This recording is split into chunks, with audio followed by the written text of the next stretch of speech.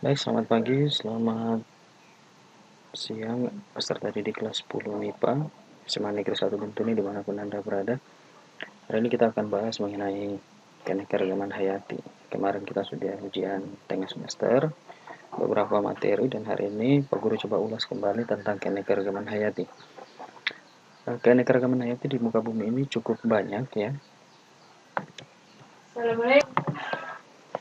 Keanekaragaman hayati sendiri adalah totalitas variasi gen, jenis, dan ekosistem yang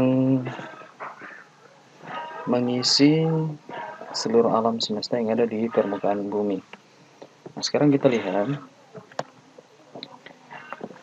tujuan pembelajaran kita adalah yang pertama mengidentifikasi keanekaragaman hayati yang ada di Indonesia berdasarkan keanekaragaman gen, spesies, ekosistem, dan karakteristik wilayah, menginventarisasi tumbuhan dan hewan khas Indonesia yang memiliki nilai tertentu, mengidentifikasi upaya-upaya pelestarian keanekaragaman hayati di Indonesia, kemudian menjelaskan cara pemberian nama spesies dengan prinsip penampilan nomenklatur, mengidentifikasi contoh tumbuhan hewan di sekitarnya dengan kunci determinasi sederhana, serta yang terakhir membuat sendiri kunci determinasi secara sederhana berdasarkan objek biologi yang diamati.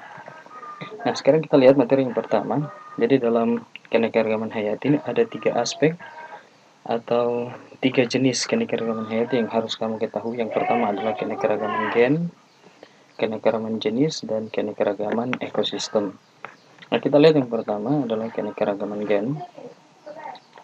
Keanekaragaman gen ini adalah variasi yang ditimbulkan karena adanya keanekaragaman atau variasi gen yang ada dalam satu jenis, ya, satu jenis individu.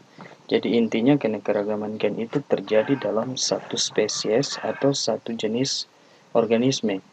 Nah, di sini dicontohkan adalah kucing. Jadi kucing ini adalah nama ilmiahnya adalah Felis sp atau Felis domestica, Felis catus ya. Nah, kucing sendiri ini bisa bermacam-macam varian ya, ada kucing angora, kemudian kucing hutan, kemudian kucing rumahan. Ya, itu adalah contoh-contoh yang terjadi karena variasi gen.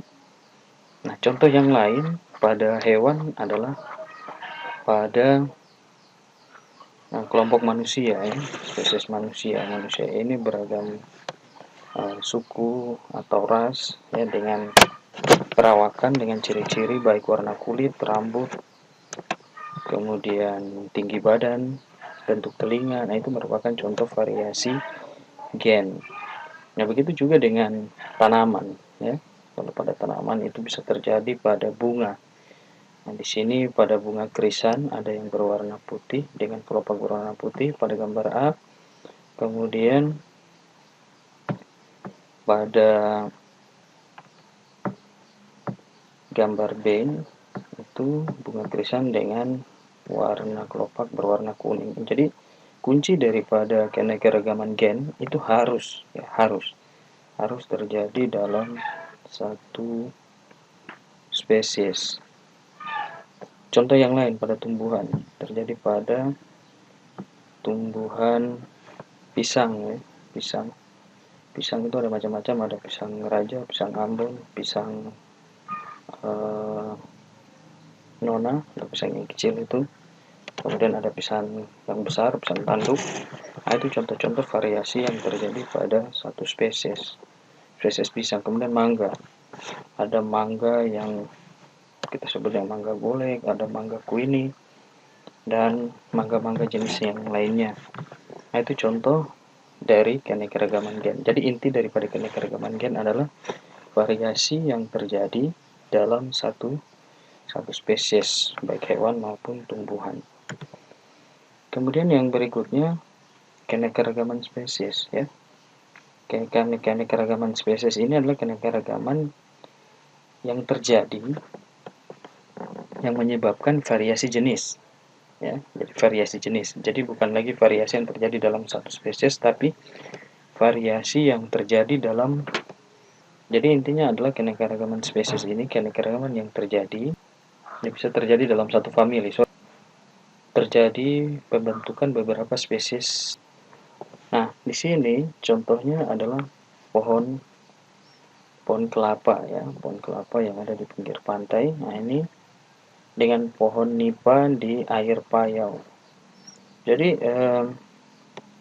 antara pohon kelapa, pohon nipa dengan pohon kurma ini masih ada kemiripan ya, dengan ciri-ciri yang ada beberapa ciri yang sama, tetapi dia sudah berbeda spesies. Kemudian pohon kurma yang ada di padang pasir. Jadi dari ketiga jenis tersebut sudah berbeda spesies ya, sudah berbeda spesies walaupun dalam satu famili. Yang jadi perbedaannya terjadi dalam satu famili. Jadi sekali lagi Pak Guru ingatkan, keanekaragaman spesies itu terjadi dalam tingkatan famili yang sama. Jadi dalam satu famili itu, contoh kelapa yang biasa kita kenal untuk yang digunakan untuk diambil santannya, kemudian ada nipa dan kurma. Ini mereka adalah tanaman yang berbeda spesies, tetapi mereka masih berada dalam satu famili yang sama. Jadi keanekaragaman spesies itu terbentuk dalam satu famili yang sama. Sedangkan kalau tadi keanekaragaman gen itu terbentuk dalam satu spesies yang sama. Yang berikutnya adalah keanekaragaman ekosistem ya. Nah, seperti kita ketahui bahwa ekosistem adalah kumpulan dari beberapa komunitas ya, kumpulan dari beberapa komunitas yang berinteraksi dengan lingkungan. Nah, itu akan membentuk sebuah ekosistem. Jadi ekosistem ini skopnya lebih besar ya, skopnya lebih besar. Jadi keanekaragaman ekosistem, ada ekosistem pantai, ada ekosistem sungai, ada ekosistem hutan hujan tropis ya. Nah, itu bisa terjadi karena ada kombinasi antara lingkungan dengan organisme yang tumbuh di situ, atau tumbuhan yang tumbuh di situ, atau organisme yang hewan yang hidup di situ. Jadi terbentuklah jenis-jenis ekosistem karena ditentukan oleh faktor abiotik ya, yang mempengaruhi organisme yang menempati ekosistem tersebut. Nah, kita lihat di sini ada contoh hutan lumut, kemudian ada ekosistem padang pasir yang hanya bisa ditempati oleh tanaman tahan air atau yang biasa kita lihat adalah kaktus. Kemudian di sini ada ekosistem pantai. Kalau ada ekosistem pantai mungkin di situ ada kepiting, udang ya, ikan-ikan kecil yang ada di pesisir pantai. Dan tanaman-tanaman tertentu yang bisa hidup di pinggir pantai seperti pohon kelapa, kemudian pohon ketapang ya.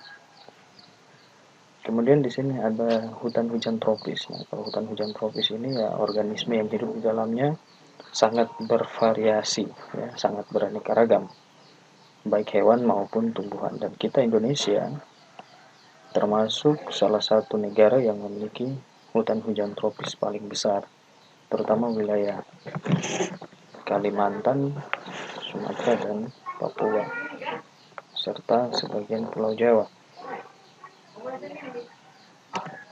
Nah, di sini kita lihat keanekaragaman hayati untuk beberapa wilayah ya. Nah, jadi di sini ada pembagian organisme berdasarkan karakteristik wilayah. Jadi karakteristik wilayah ada wilayah barat, wilayah tengah, kemudian wilayah timur. Nah, biasanya dibatasi oleh garis khayal. Nanti kita lihat garis khayalnya seperti apa. Nah, di sini beberapa organisme dengan karakteristik wilayahnya yang menyebabkan ada hewan-hewan endemik ya. Hewan endemik, apa itu hewan endemik atau tumbuhan endemik? Adalah hewan atau tumbuhan yang hanya bisa kita jumpai pada daerah tersebut dan tidak bisa kita jumpai pada daerah lain. Contohnya adalah bunga Rafflesia arnoldi yang hanya ada di Sumatera, tepatnya di Bengkulu ya. Kemudian komodo, ini dia ada di Pulau Komodo di Nusa Tenggara. Kemudian anoa, ini hewan endemik Sulawesi, dan burung cendrawasih ya, endemik yang ada di Papua. Kita lanjut ya, berdasarkan persebaran organisme,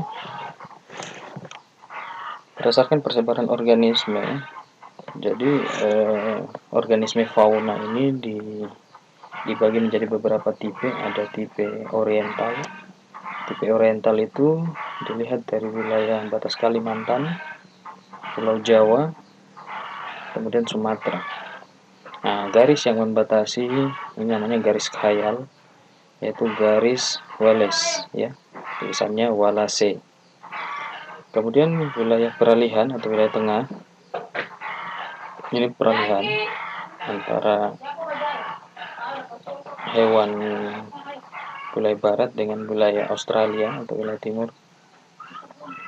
Ini Pulau Sulawesi, kemudian ada sebagian Pulau Nusa Tenggara, ya. Kemudian ada dibatasi dengan wilayah Australia itu adalah garis Weber. Ini garis Weber. Jadi kalau ada pertanyaan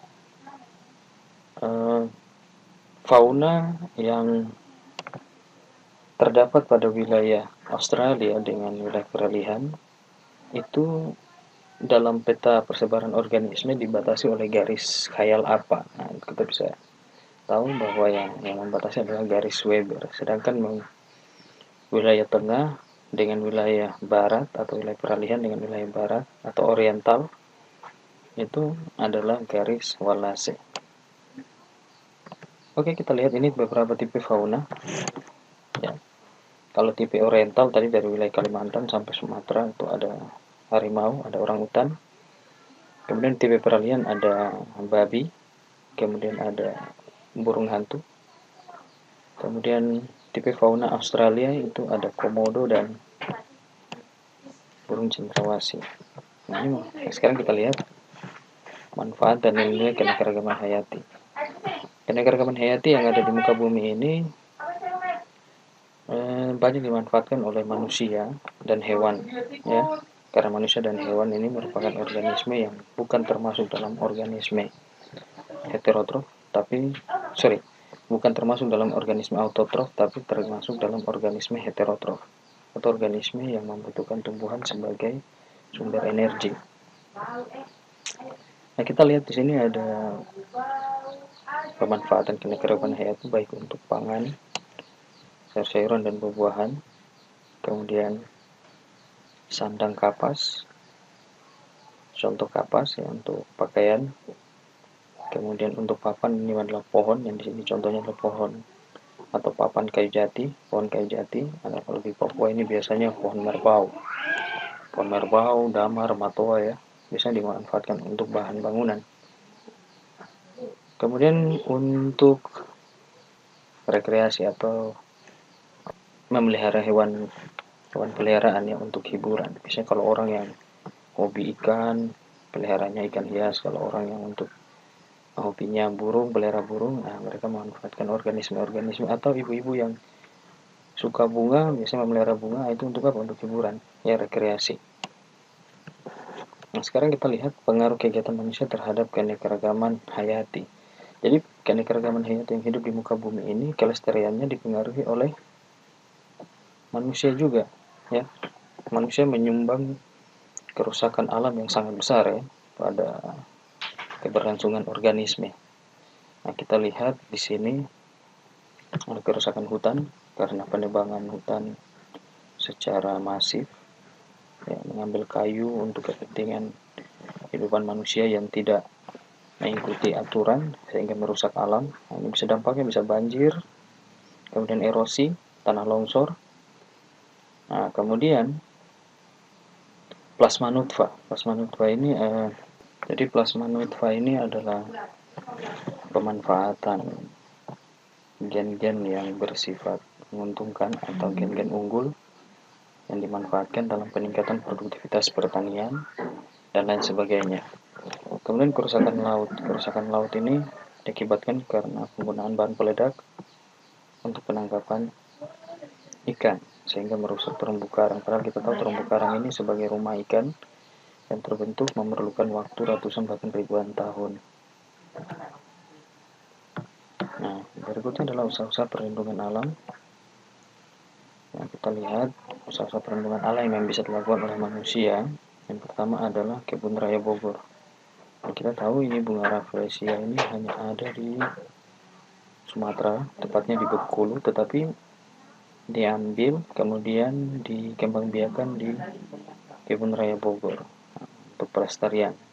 Kemudian ada Taman Nasional Waikambas, kemudian kawasan perlindungan pemandangan alam di Ngarai Sianok. Ya. Jadi ini adalah usaha-usaha perlindungan yang dilakukan. Ada macam-macam, ada cagar alam, ada suaka marga satwa, kemudian ada kebun koleksi ya. Sampai di sini dulu pembahasan kita, nanti kalau ada hal yang tidak jelas bisa ditanyakan di classroom ya. Demikian pembahasan kita pada hari ini terkait dengan topik keanekaragaman hayati.